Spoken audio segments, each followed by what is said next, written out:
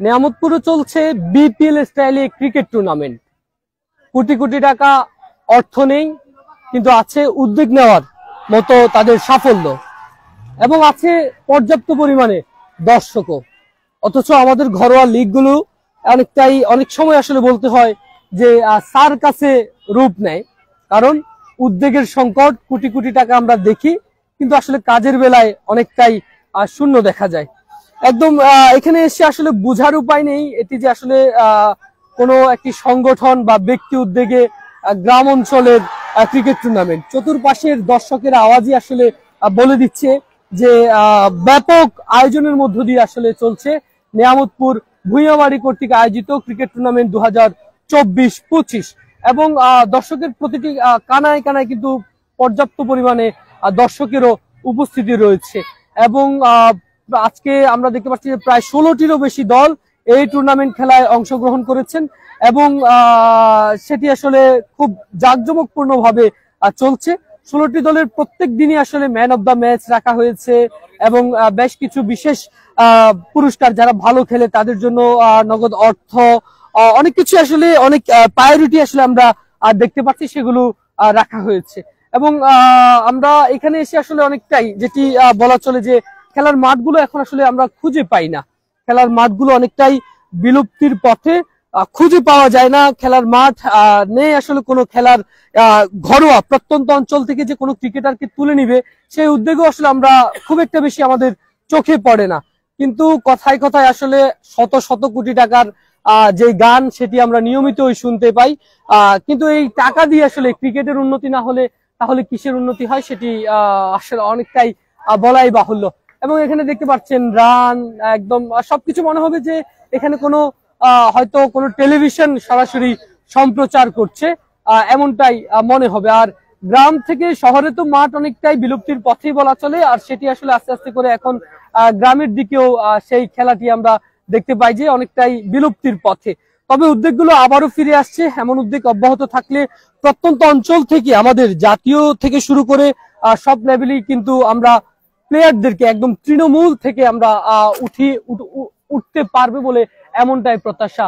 এবং ফেনী সহ সারা বাংলাদেশ থেকে সাইফুদ্দিন, তামিম ইকবালের মতো বিখ্যাত খেলোয়াড়রা আমাদের ফেনীর প্রত্যেকটা ঘরে ঘরে থাকবে বলে আমরা প্রত্যাশা করছি। আয়োজকদের মধ্য থেকে অনেকেই এই আয়োজন করেছেন, আমরা একটু কথা বলতে চাই। আমাদের সঙ্গে রয়েছেন মনসুর আলম ভূঁইয়া বাপ্পি, সদস্য সচিব এই টুর্নামেন্টের, যিনি আসলে সদস্য সচিব হিসেবে রয়েছেন। এছাড়াও রয়েছেন আব্দুল মান্নান, যিনি আসলে ফেনী গার্ডেন সিটির সাবেক ব্যবসায়ী সমিতির সভাপতি এবং টাইম স্কয়ারের স্বত্বাধিকারী। একটু কথা বলতে চাই। প্রথমেই সদস্য সচিব মনসুর আলম ভূঁইয়া বাপ্পি রয়েছেন আমাদের সাথে, একটু জানাবেন আপনাদের এই আয়োজন সম্পর্কে এবং কি কত দল খেলবে সেগুলো তো আসলে বললাম, এবং ব্যতিক্রমী আয়োজনটি করতে আসলে আপনাদের কিসের সংকট রয়েছে, আর এ ধরনের উদ্যোগগুলো গ্রহণ করতে কি কি সহযোগিতার প্রয়োজন?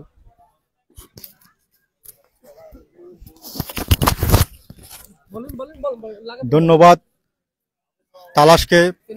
ফেনীর তালাশকে এই সুন্দর একটা লাইভ নিয়ামতপুর ভূঁইয়াবাড়ি কর্তৃক আয়োজিত টুর্নামেন্টের 2024-25 আসরের আজকের high voltage match quarter final তৃতীয় খেলায় উপস্থিত সবাইকে আন্তরিক শুভেচ্ছা অভিনন্দন। আজকের দুই প্রতিদ্বন্দ্বী দল কোম্পানিগঞ্জ স্পোর্টিং ক্লাব বনাম সোনালী ঐক্য বোরবাজারের আপনারা সক্রিয় অংশগ্রহণের জন্য আপনাদেরকে আবারও ধন্যবাদ। আমাদের মূল উদ্দেশ্য হলো সমাজ থেকে মাদক মুক্ত, অপরাজনীতি ও ডিভাইস আসক্তি থেকে তরুণদের এই খেলা থেকে মাঠে নিয়ে আসা, কারণ সুস্থ সংস্কৃতি ও খেলাধুলার কোনো বিকল্প নেই। এই ধারাবাহিকতায় আমাদের একটাই স্লোগান, ক্রীড়াই শক্তি, ক্রীড়াই বল, মাদক ছেড়ে মাঠে চল। এই ধরনের ইভেন্টের মাধ্যমে নতুন দিক উন্মোচন হবে ইনশাআল্লাহ, এবং সমাজে ভাবৃত্ব এবং ঐক্য সৃষ্টি করে আমরা তারুণ্য শক্তিকে মানবতার সেবায় কাজে নিয়োজিত করব ইনশাআল্লাহ। এই পাশাপাশি আমরা ফেনীতে 2024 সালে ভয়াবহ বন্যায় আমরা আশ্রয় প্রদান এবং স্বেচ্ছাসেবক হিসেবে বন্যায় আমরা 300 সেবা দিয়েছি, যেটা রোগীদেরকে বিনামূল্যে চিকিৎসা সেবা। এই খেলার আয়োজন যদি নিয়মিত উদ্যোগ করতে হলে আপনাদেরকে কি জেলা ক্রীড়া সংস্থার পক্ষ থেকে কোনো রকম সহযোগিতা করা হয়েছে কিনা, না করা হয়ে থাকলে কি করা উচিত কিনা, বা আপনারা সহযোগিতা প্রত্যাশী কিনা? আপনারা শুনে খুবই আনন্দিত হবেন। আমাদের প্রথম আসর আমরা নিজেদের ইভেন্টে এবং আমাদের দক্ষ স্বেচ্ছাসেবক এবং আমাদের বাড়ির অত্যন্ত দক্ষ কমিটির মাধ্যমে আমরা সম্পূর্ণ করেছি। আমরা নিজেরাই এটা পরিচালনা করেছি। সামনে আরো বড় পরিসরে আসার জন্য, তরুণ সমাজকে আসক্ত করার জন্য এবং খেলায় পরিবেশ সৃষ্টি করার জন্য আমি জেলার ক্রীড়া সংস্থাকে আহ্বান করছি আমাদেরকে সহযোগিতা করার জন্য। পাশাপাশি আমি সামনের খেলাগুলোর জন্য দর্শকদেরকে আমন্ত্রণ জানাচ্ছি। ফাইনালে আমাদের আরো সুন্দর এবং আকর্ষণীয় ম্যাচ হবে, এবং সাথে সাথে ধন্যবাদ জানাচ্ছি আবার ফেনীর তালাশকে। অসংখ্য ধন্যবাদ। দর্শক, আমরা কথা বলছিলাম মনসুরুল আলম ভূঁইয়া বাপ্পি, যিনি এই টুর্নামেন্টটি আয়োজন কমিটির সদস্য সচিব। এছাড়াও আমরা এই মুহূর্তে একটু কথা বলবো, এই কমিটিতে রয়েছেন একজন তরুণদের মধ্যে একজন। আপনি তো আমাদেরকে জানাবেন, ধরেন এই সকল আয়োজনগুলোতে যদি জেলা ক্রীড়া সংস্থা একটু আপনাদেরকে সহযোগিতা করতো তাহলে কেমন হতো, বা এই ধরনের উদ্যোগগুলো অব্যাহত রাখতে আপনাদের কি কি সুযোগ সুবিধা হতো, এটি একটু জানান। মূলত এই ধরনের ট্যাপ টেনিস টুর্নামেন্টগুলোতে জেলা পরিষদ জেলা ক্রীড়া সংস্থা কোনো সহযোগিতা করে কিনা আমাদের জানা নেই। তো আমরা মূলত নিজের বাড়ির উদ্যোগে কিংবা সামাজিক যে অবক্ষয় এটা মোকাবেলার জন্যই আমরা নিজেরা এটা করে থাকি। হ্যাঁ, জেলা ক্রীড়া সংস্থা কিংবা জেলা প্রশাসন থেকে আমরা আশা করতে পারি যাতে নিরাপত্তা, যেহেতু আমাদের এখানে কোম্পানিগঞ্জ থেকে টিম এসছে, ফটিকছড়ি থেকে টিম এসছে, অনেক দূর দূরান্ত থেকে টিমগুলো আসছে, আবার দর্শক আছে দেশের বিভিন্ন প্রান্ত থেকে, জেলার বিভিন্ন প্রান্ত থেকে। নিরাপত্তার জন্য হয়তো আমরা সহায়তা চাইতে পারি। এই দিকগুলো যদি, নিরাপত্তার দিকগুলো যদি আমাদেরকে প্রদান করতে পারে, আমরা এটাতেই সন্তুষ্ট। আর আমাদের ট্যাপ টেনিস বলের এখানে জেলা ক্রীড়া সংস্থা আমার জানা নেই মূলত এখানে করলে তো অবশ্যই ভালো হবে। অন্তত উদ্যোগগুলোকে ওনারা যদি আমাদেরকে উৎসাহিত করে, উৎসাহব্যঞ্জক কিছু যদি আমাদের করে, সেটা তো আমার জন্য অনেক ভালো হয়। ট্যাপ টেনিস টুর্নামেন্ট গুলো থেকে মূলত তৃণমূল থেকে ক্রিকেটার গুলা উঠে আসে। ধন্যবাদ। অসংখ্য ধন্যবাদ, আপনি চমৎকার বলেছেন। আমি একটু মাঠটা একটু দেখাতে চাই, যে যিনি আসলে তিনি যেটি বলছিলেন যে জেলা ক্রীড়া সংস্থার পক্ষ থেকে যদি সহযোগিতা করা হতো তাহলে হয়তো আরো ভালো হতো, বা এই ধরনের উদ্যোগগুলো নিতে আরো সুযোগ সুবিধা হতো। এবং তিনি আসলে যেটি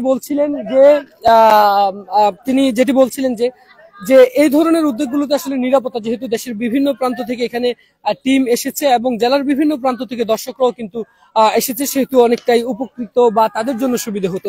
আমি একটু আসলে জানি যে জেলা ক্রীড়া সংস্থার যে উদ্যোগগুলো, সেই উদ্যোগগুলো আসলে এখানে যদি গ্রহণ করা হয় প্রত্যন্ত অঞ্চলের দিকে, তাহলে কিন্তু এই ধরনের খেলাগুলো আরো বেশি গ্রাম অঞ্চলে খেলার মাদকের যে ছড়াছড়ি, সেটি দেখে অবশ্যই তরুণ সমাজ মাঠে ফিরবে, সেটা তো অবশ্যই আমরা প্রত্যাশা রাখতে পারি। আর নিয়ামতপুরের এই আয়োজনের কথা যদি বলি, আমাদের উদ্দেশ্য মূলত এই সকল উদ্যোগগুলোকে তুলে ধরে অন্যদেরকে উৎসাহিত করা, এবং এখানে আসলে চমৎকার আয়োজন, যেটি আপনারা দেখতে পাচ্ছেন, মাঠ, দর্শক, আয়োজক, দেখে মনে হচ্ছে যে কোনো ঘরোয়া ক্রিকেট লিগ চলছে এবং দর্শকও বেশ ভালো। আমরা প্রত্যাশা করছি যে অবশ্যই আমাদের যে সকল ক্রীড়া সংস্থার উদ্যোগ, অর্থাৎ বিসিবির যে জেলা পর্যায়ে খেলাটি উদ্যোগ নেওয়ার, মাঠ পর্যায় থেকে ক্রিকেটার তুলে নেওয়ার যে উদ্যোগ, সেগুলো অব্যাহত থাকবে। ধন্যবাদ সবাইকে। আমি আকাশ, ফেনীর তালাশ। খেলা শেষ, 2 সংগ্রহ 114, 3 উইকেটের বিনিময়।